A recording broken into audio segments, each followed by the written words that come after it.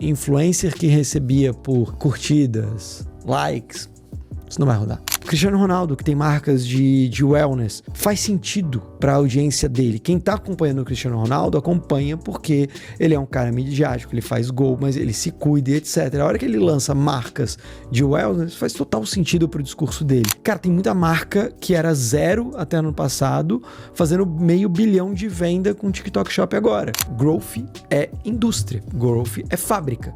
Por quê? Você tem que produzir o criativo, você tem que colocar o criativo pra rodar, você tem que aprender. Cara, sendo bem honesto, assim, eu não acho que a gente vai viver num mundo que o comercial que interrompe vai morrer. Olá pessoal, tudo bem? Sejam muito bem-vindos a mais um episódio do Sistema Viral. A gente está aqui no 3º episódio desse podcast que fala sobre marketing, conteúdo e viralização. E para esse episódio aqui eu estou recebendo uma pessoa super especial, que é além de contratante, um amigo que está aqui em formação, né, que a gente está conversando sobre muitas coisas sobre o mercado de mídia, o mercado de comunicação, o mercado de growth. É um dos grandes especialistas do mercado de growth marketing, né, que é esse mercado que a gente fala sobre alavancas de crescimento. Ele vai poder falar um pouquinho mais sobre isso, que é o Marcos Caringi, que é o Data Growth Data da Voi. Como é que isso. É o... Diretor de Growth da Diretor de Growth. É dono da porra toda. Isso. E aí, Marcos, como é que você tá? Tudo bem, tudo tranquilo. Cara, primeiro pelo convite, fiquei muito feliz aí pelo convite, deu certo. Então, amém. Vamos lá, vamos falar de coisa boa. Tarda, mas não falha, né? Exato. Agenda é difícil é assim mesmo. Pô, isso. Até minha mulher me xinga por isso, cara.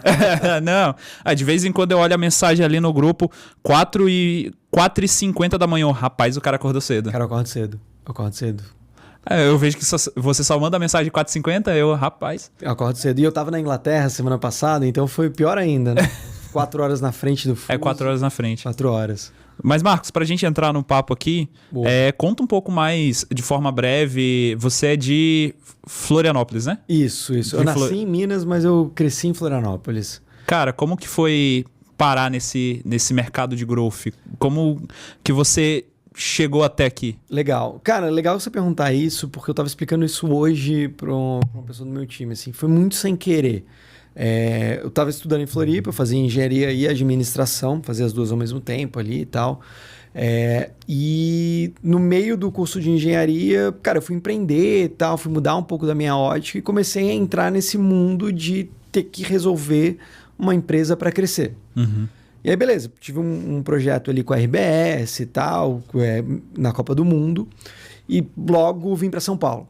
E em São Paulo eu fui trabalhar no esporte interativo, trabalhei como gerente de projetos, analista de projetos comerciais, ali conectando marcas ao torcedor, mesmo olhando assim, crescimento e tal, mas nunca de fato pensei, vou para esse lugar.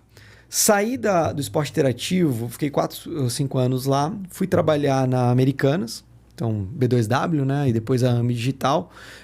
E era quase um empreender dentro de uma empresa grande.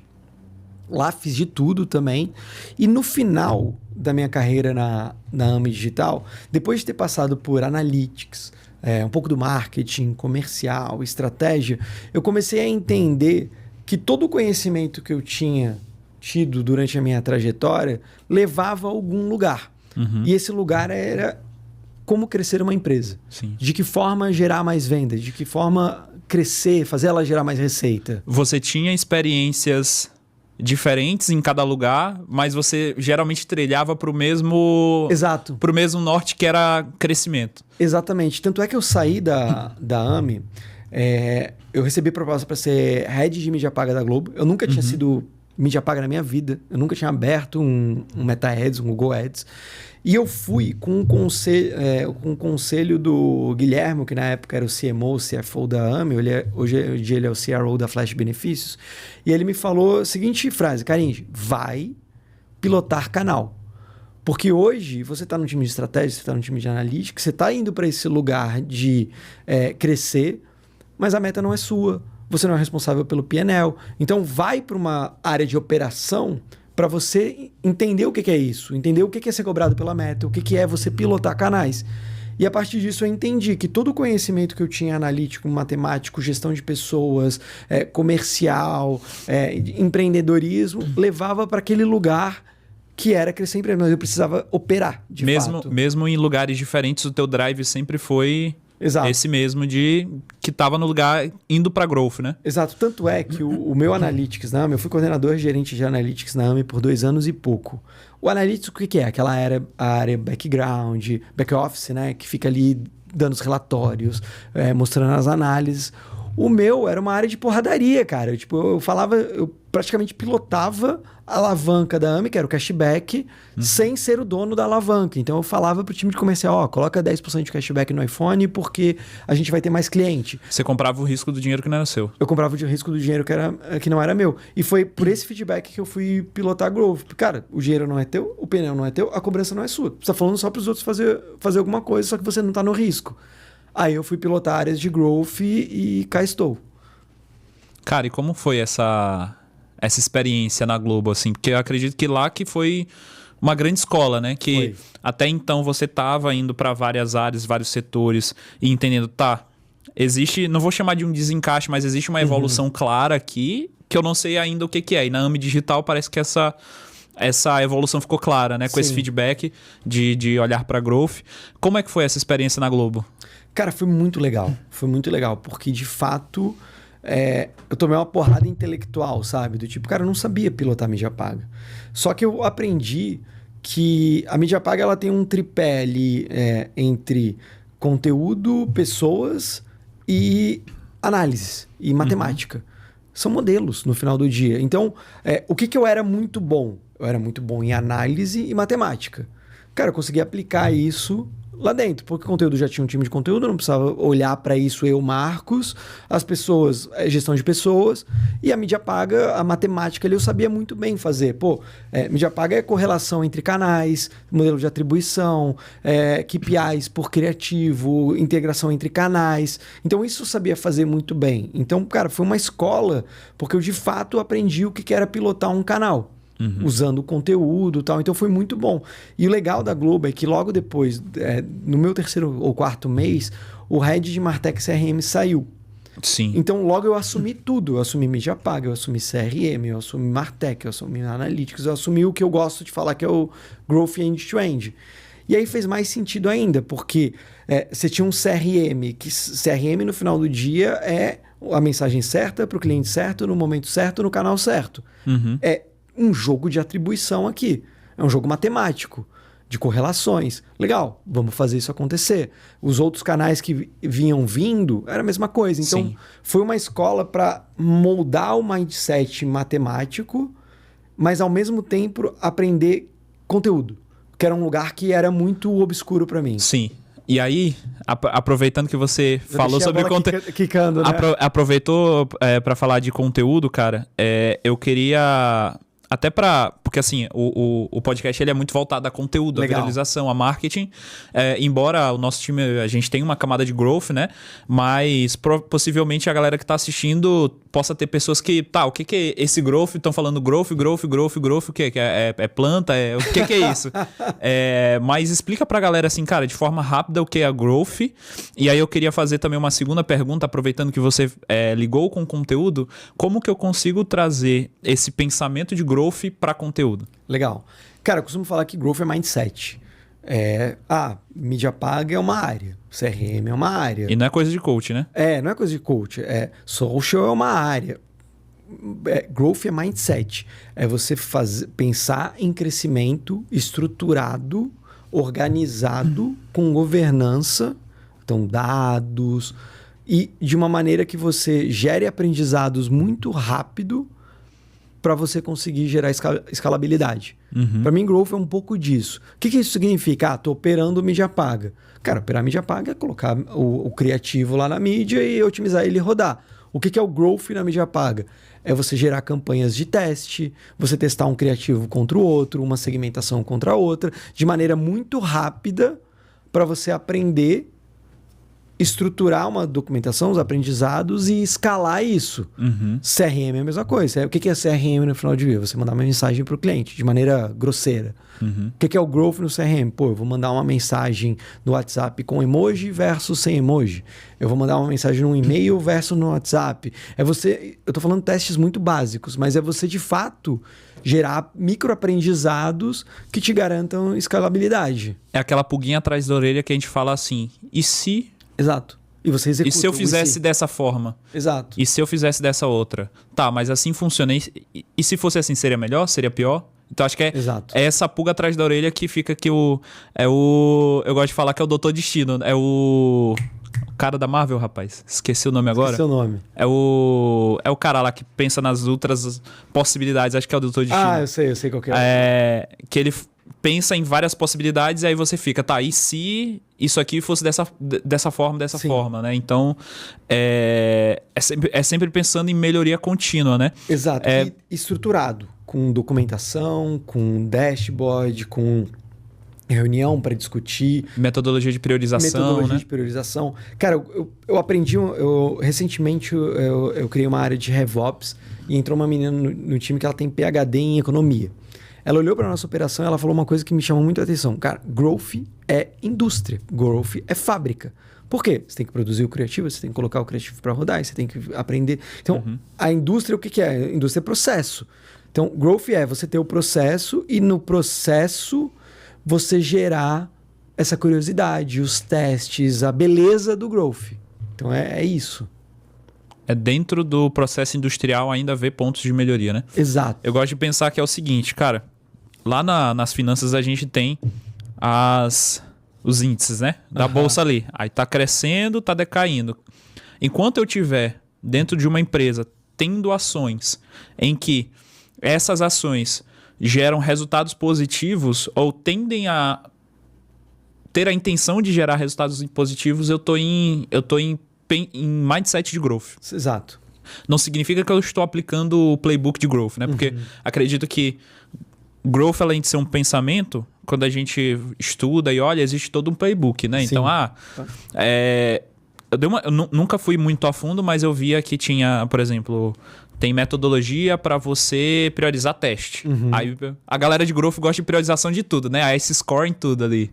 Então... Cara, mas funciona. Funciona muito. Funciona. Eu falo essas coisas, de vez em quando eu fico zoando o pessoal, mas eu sei que funciona e que tem que ser aplicado, né? Eu, como empreendedor de uma startup pequena que está em crescimento, às vezes eu me pego na ansiedade de ter muitas coisas, muitas frentes e muitas oportunidades, e não conseguindo priorizar. Então, a priorização realmente escolher quais são os destinos que você... quais são as batalhas que você precisa jogar. As batalhas. E o que vai gerar maior impacto? Que batalha vai te dar o maior ganho? É isso. Um jogo de priorização.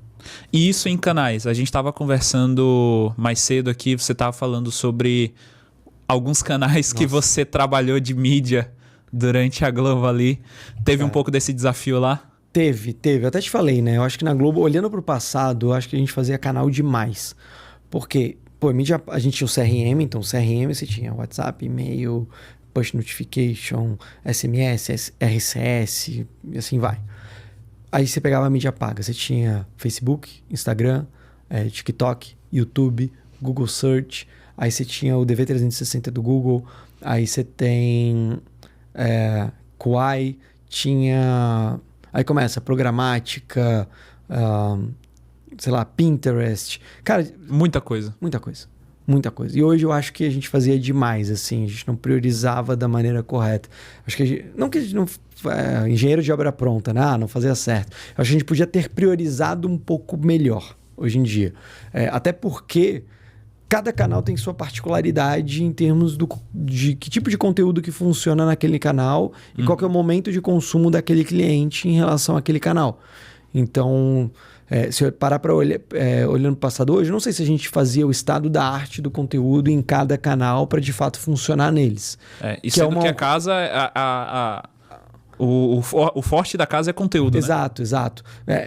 Olhando hoje, por exemplo, na Voi, cara, na Voi a gente entra... Cada canal que a gente entra para ganhar. Então, pô, se eu tô entrando no TikTok, eu tenho que ter o melhor conteúdo pro TikTok e pro momento do cliente no TikTok. Então a gente pensa nisso. Qual que é a estratégia que a gente vai ter naquele canal? Para que ele serve? Pô, eu tô no Instagram, o que eu quero com o Instagram? Que tipo de conteúdo vai rodar? Então acho que nessa diferença, assim, de se eu pudesse voltar, eu teria priorizado um pouco melhor, porque a gente fazia muita coisa. Cara, realmente tinha muita coisa ali para ser feita e muito investimento também sendo despejado, né? Então, você já teve essa experiência de trabalhar com grandes orçamentos de mídia. Marcos, eu tenho uma dúvida, assim, que eu acho que esse é uma das perguntas que eu até gostaria de pautar muito aqui o podcast, que é o seguinte. Eu vejo um movimento muito grande de saturação, principalmente das mídias pagas. Uhum. Né? E existe também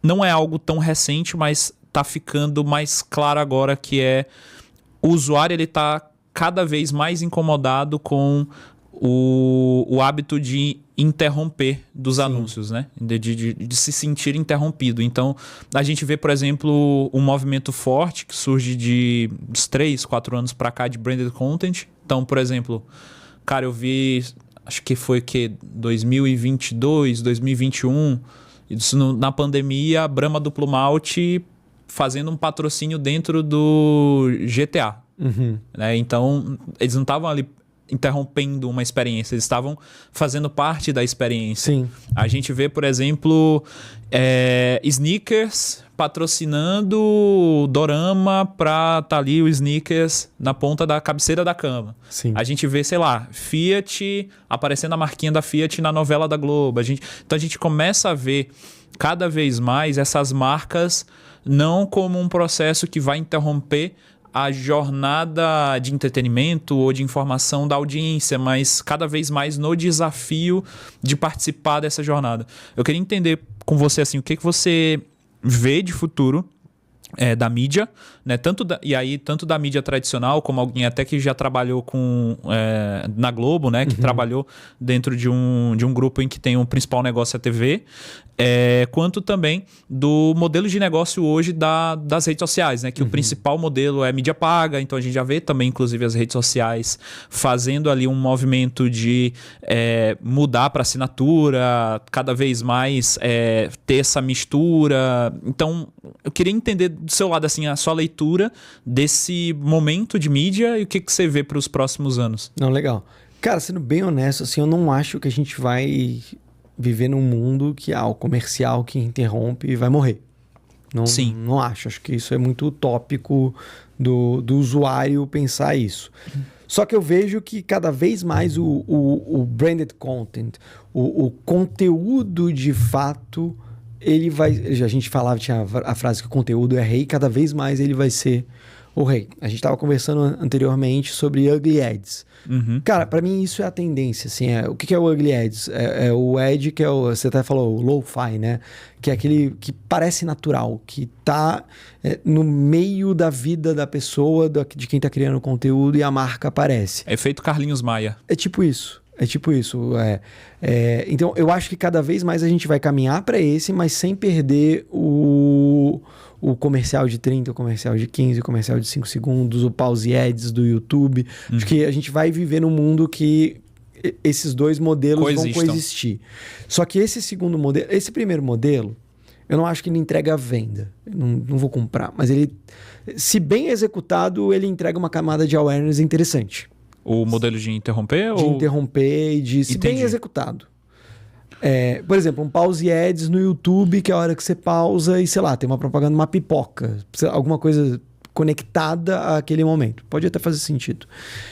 Agora, o conteúdo, as redes sociais, elas vão seguir para esse lugar. É só a gente ver o fenômeno do TikTok Shop agora. Sim. Cara, tem muita marca que era 0 até ano passado, fazendo $500 milhão de venda com o TikTok Shop agora. Tá absurdo esse movimento. É conteúdo. Então, acho que cada vez mais a gente vai caminhar para esse lugar. Só que qual que é o ponto desse conteúdo? É ele ser executado de uma maneira que seja natural, executado de uma maneira que faça sentido para a audiência e para quem está criando o conteúdo. Não faz menor sentido, sei lá, uma pessoa que não gosta de café falando de café, por exemplo. Por quê? Porque não tá envolvido no dia dela. Vai ficar parecendo um efeito que a gente falava lá na Mirante quando eu trabalhava lá, que a gente vai ficar parecendo tiozão da suquita. A gente tá forçando participar de uma bolha, de um nicho ali, de um hábito de consumo, que não temos representatividade nesse grupo. Exato. Você pega o... Cara, eu não vou lembrar o nome do youtuber. Ele é o maior youtuber do mundo. MrBeast? Ele mesmo. O MrBeast lançou o chocolate dele. Eu não sei se você acompanhou o processo de lançamento do chocolate dele. Não acompanhei. Ele passou 1 ano falando que ele odiava os chocolates que ele comia. Que eram chocolates ruins, muito hidrogenados e... Até o momento... Que ele lançou dele. Ele lançou dele. Ele não lançou o dele naquele momento. Ele lançou o dele no momento que ele começou a criar conteúdo falando de chocolate. Então, foi o pré-lançamento dele. Ele começou a incutir na cabeça das outras pessoas que qualquer chocolate no mundo não fazia sentido. E aí ele lança o dele. O que isso conta? Ele fez todo um storytelling, preparo da audiência para aquele momento. E quando ele lança um chocolate dele, digamos que ele não lança o chocolate dele, digamos que ele vai falar da Milka. Mas naquele momento faz sentido. Porque ele passou muito tempo construindo essa mensagem, fazendo esse storytelling. Cristiano Ronaldo, que tem marcas de wellness, faz sentido para a audiência dele. Quem está acompanhando o Cristiano Ronaldo acompanha porque ele é um cara midiático, ele faz gol, mas ele se cuida, etc. A hora que ele lança marcas de wellness, faz total sentido para o discurso dele. E reverberam. Sim. Então, por isso que eu acho que a construção do conteúdo por um creator ou por uma marca tem que fazer sentido para a audiência que aquela marca acompanha e para a própria marca.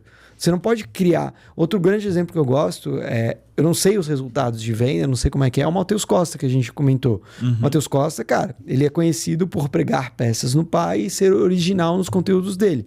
Todas as pubs dele vão nesse caminho. Tipo, o pai dele odeia gente na casa dele. Aí a Petrobras vai lá, contrata ele coloca 1000 frentistas dentro da casa do pai dele para falar do combustível. Tipo, conecta.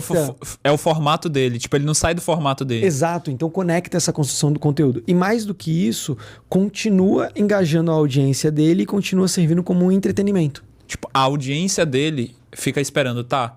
Quando tem uma publi, eles não ficam assim, o cara tá fazendo um monte de publi. A percepção é, como que ele vai enfiar essa marca para manter o formato. Exato, exatamente. Cara, isso que você falou é interessante porque hoje a gente estava numa discussão de influencers e tal. A gente tem um motor de influência forte, depois a gente pode conversar sobre.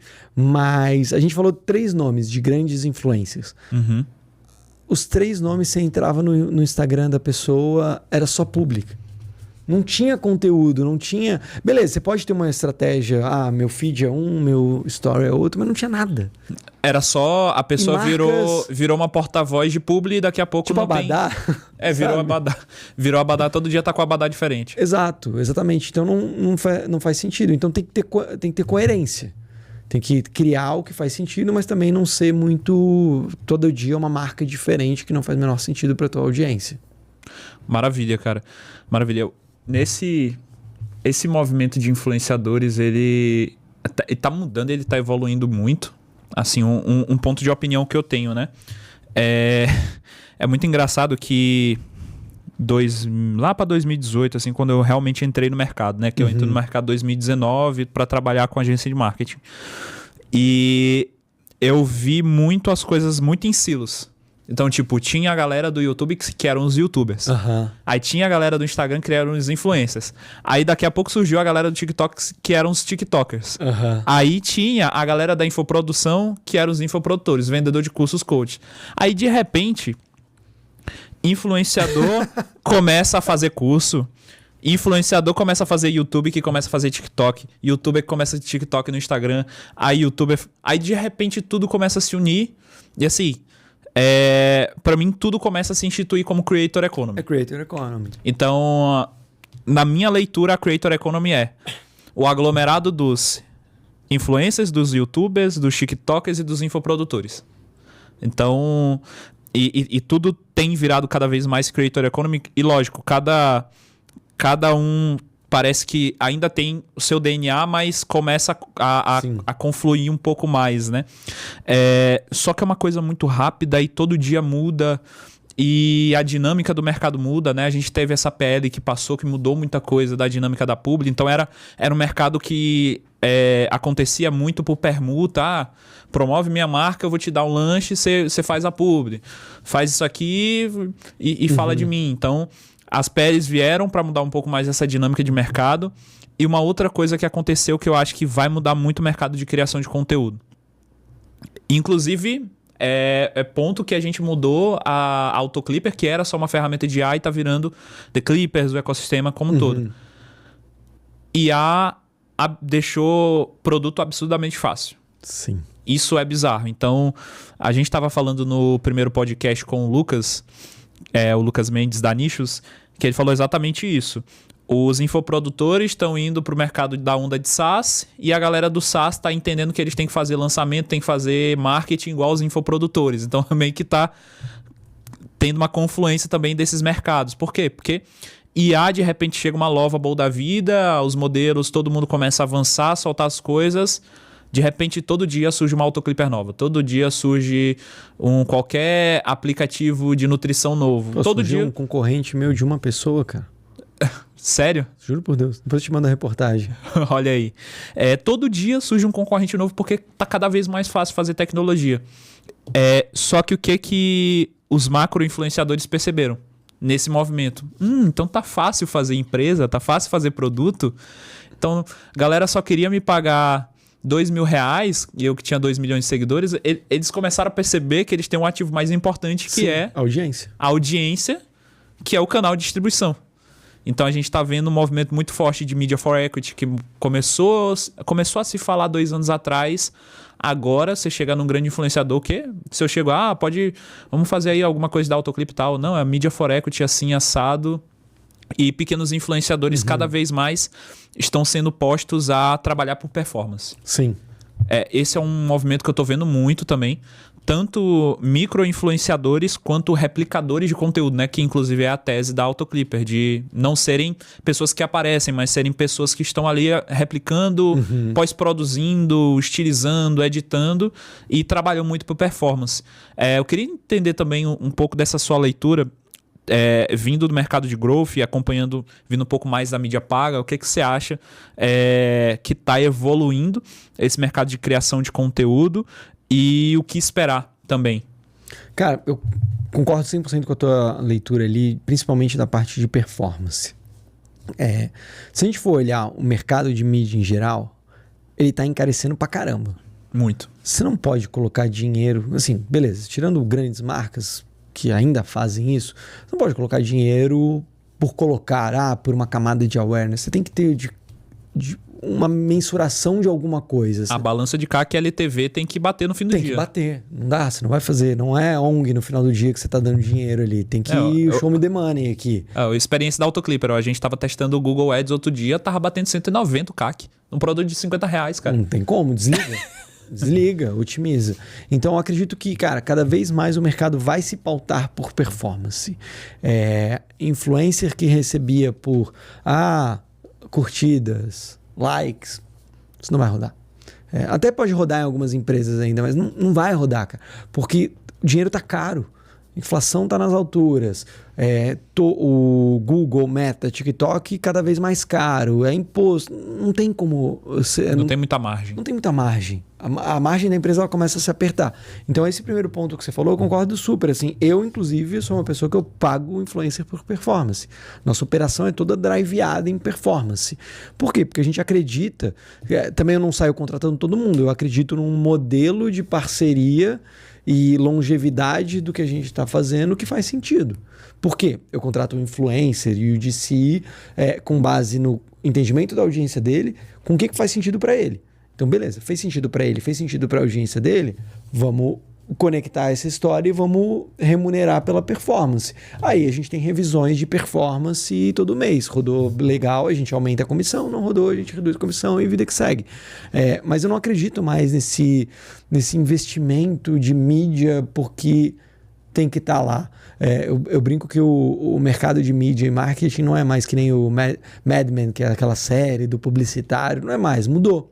Então, não é mais aquela coisa que o mercado da publicidade vai sentar numa agência lá com 30 caras criativos pensando na campanha publicitária da Coca-Cola para passar antes do Jornal Nacional. Exato, exatamente. Então, o mercado está se driveando por performance. E aí, o que você trouxe das PLs, de toda mudança, é natural. Natural para tentar ajustar esse mercado de uma maneira que ele funcione para todas as partes.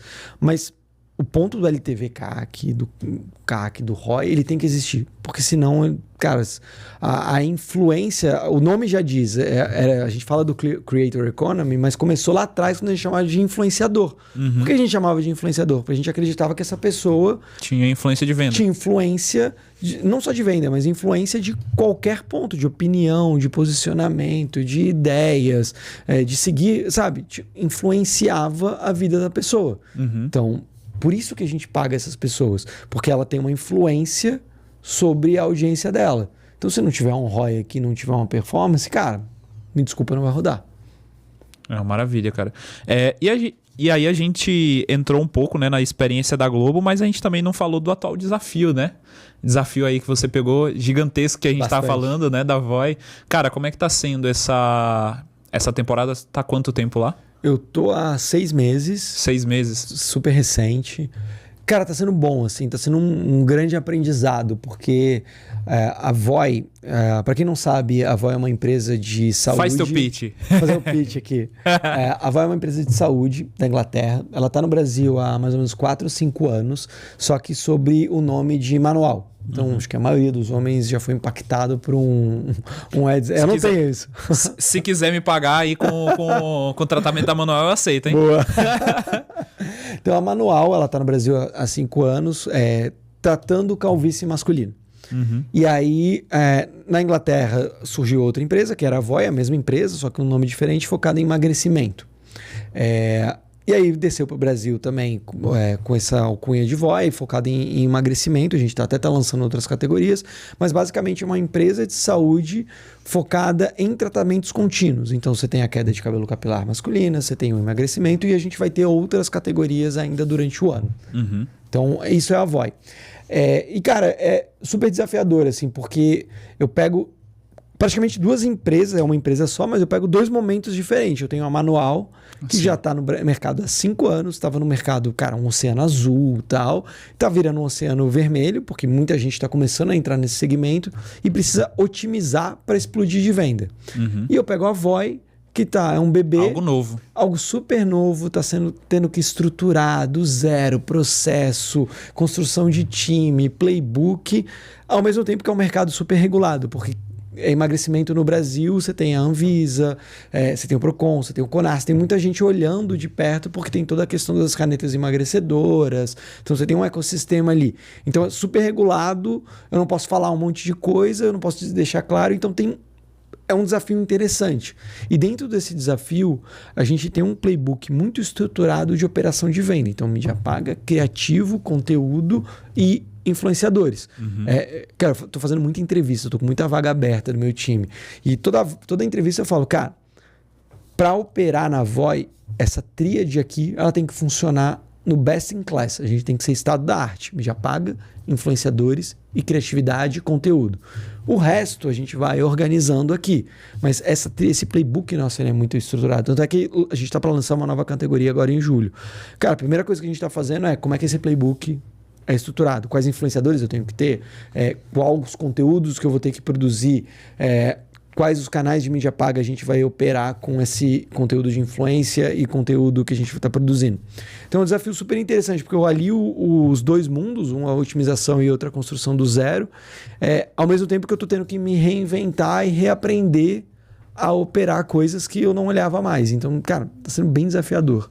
E vai ser um desafio que você vai olhar muito para growth com conteúdo, né? Porque também a Voi por ter muitas barreiras ali com o Conar, então às vezes é muito difícil também até de anunciar, né, de utilizar os próprios canais de mídia paga, então acaba entrando muito da gente pensar em, cara, como que a gente pode fazer esse negócio explodir com mídia orgânica? Exato. Né? Como viralizar agora com esse projeto novo com os clipadores, né? Inclusive, clipadores que estão assistindo, ó, Voi tá com orçamento, a gente liberou a campanha na segunda-feira, faz 2 dias que a gente liberou. Primeiros 10 mil reais estão disponíveis na plataforma, pagando R$2 por 1.000 visualizações. Ganhar dinheiro sem aparecer, já fazendo jabá aqui da Autoclipper também. Precisamos vender. A gente precisa produzir conteúdo para Voi vender. Né? Então, a gente tá com a campanha no ar. O Marcos apostou aí nesse projeto, né, cara? E assim, trazendo a visão, né? Eu vejo que a Voi pode ocupar um espaço dentro desse mercado de saúde e wellness aqui no Brasil.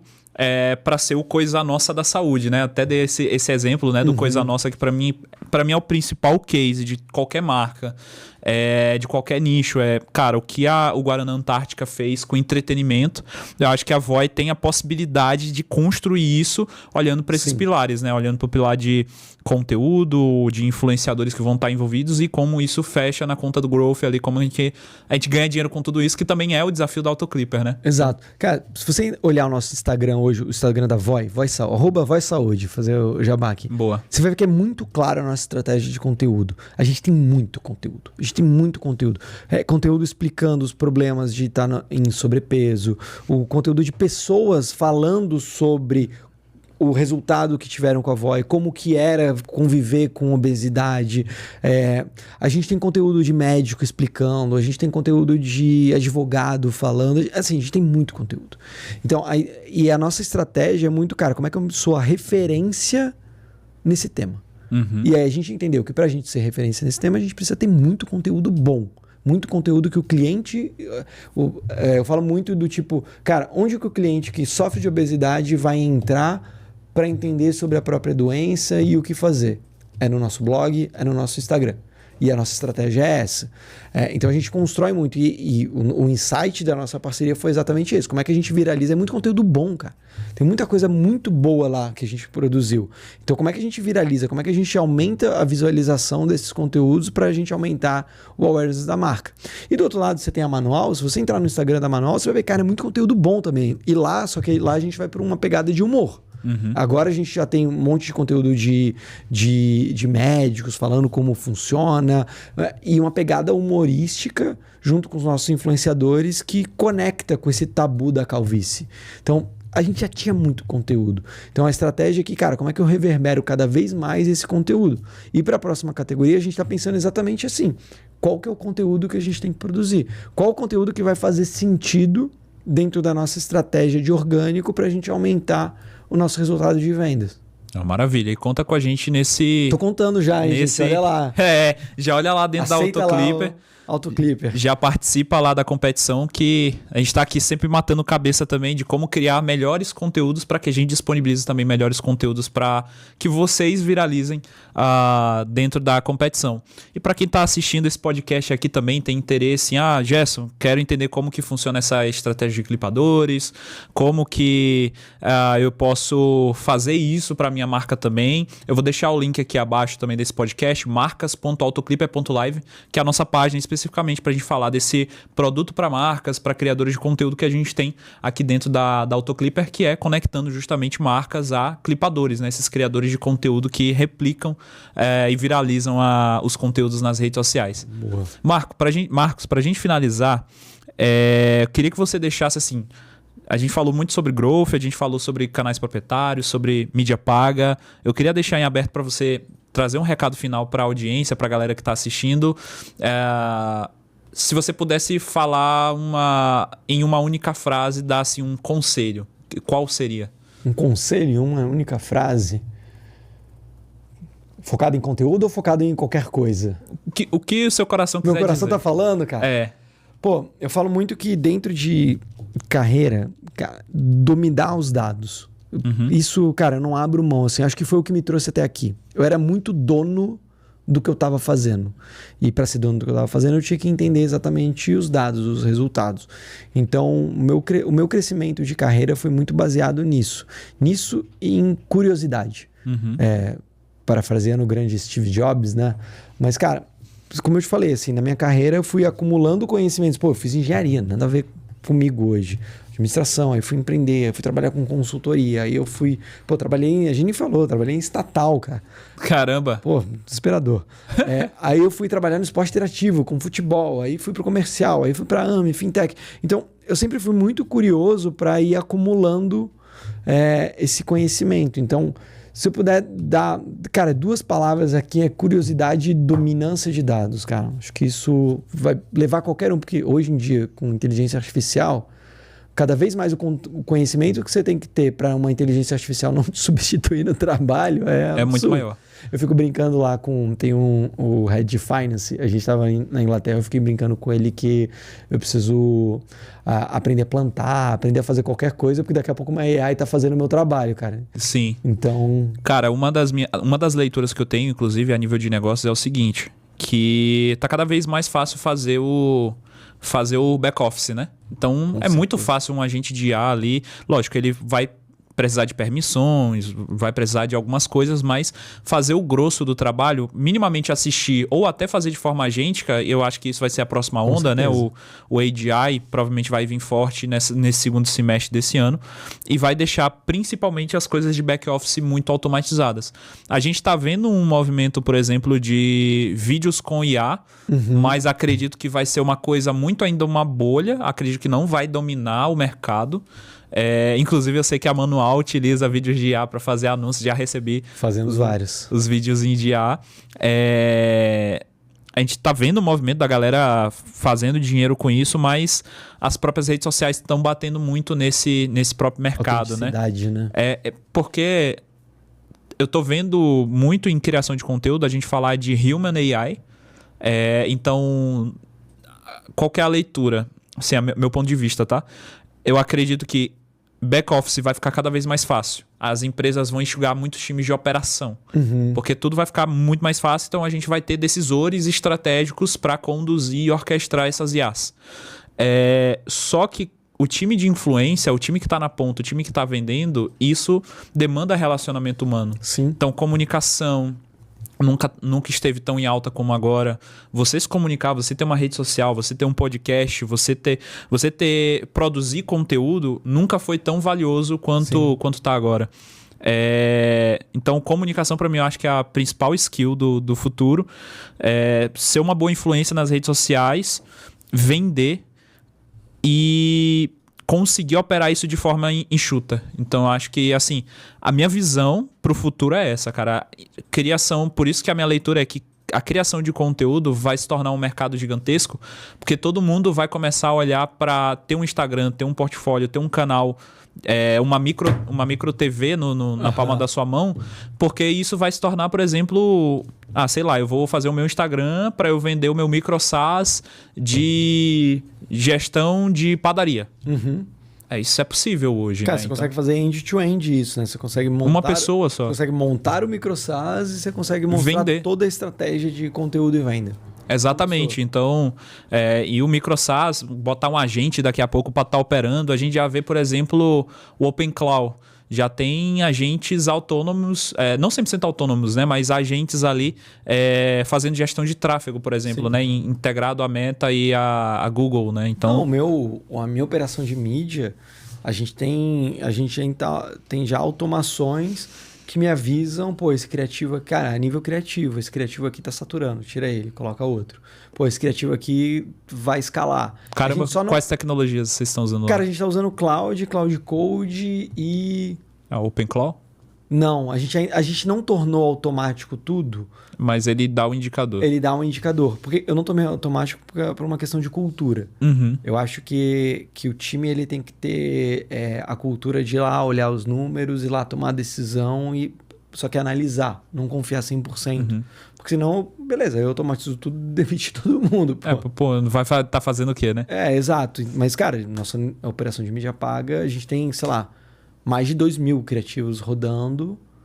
Nossa, Criativo é criativo, ele já me avisou, esse aqui tá saturando, esse aqui tira, esse aqui escala, esse aqui tá bom, deixa, e assim sucessivamente. E vocês estão utilizando soluções para hiperpersonalização também? Ainda não. A gente entendeu que eu ainda não preciso chegar na hiperpersonalização de discurso. Eu posso me manter falando para uma audiência um pouco mais... Eu ia falar mais maior. Um pouco mais maior. Um pouco maior. Uhum. Exatamente porque a dor é muito ampla. Mas Sim. vai chegar um momento que eu vou precisar hiperpersonalizar. Meu objetivo é hiperpersonalizar desde o criativo até a landing page. Caramba, baita desafio. Sim. Vixe. Foi aí que eu me meti. Eu tenho alguns sonhos ali. Eu tenho o sonho de construir o time de growth de uma pessoa só. E fazer hiperpersonalização. Tem algumas coisas. Pô, cara, que legal. Marcos, muito obrigado pelo teu tempo aqui, por participar, cara. Deixa os teus arrobas, onde a galera pode te encontrar, o que elas podem esperar das tuas redes sociais, sobre o que você fala por lá. Deixa o recado final. Aqui. Cara, LinkedIn, MP Caringe, de Marcos Paulo, MP Caringe. Cara, lá eu coloco os vídeos de podcasts, eu compartilho muito conteúdo sobre growth, artigos, coisas que eu tô olhando, desafios, cases. Cara, meu Instagram não é o melhor lugar do mundo para me seguir, é o Marcos Caringe, porque eu compartilho pouca coisa, assim, eu não uso muito para trabalho. Mais ativo no LinkedIn, né? Mais ativo no LinkedIn, deveria usar o Instagram. Tem mais eu, minha esposa e minha cachorrinha, a Lily. Border Collie.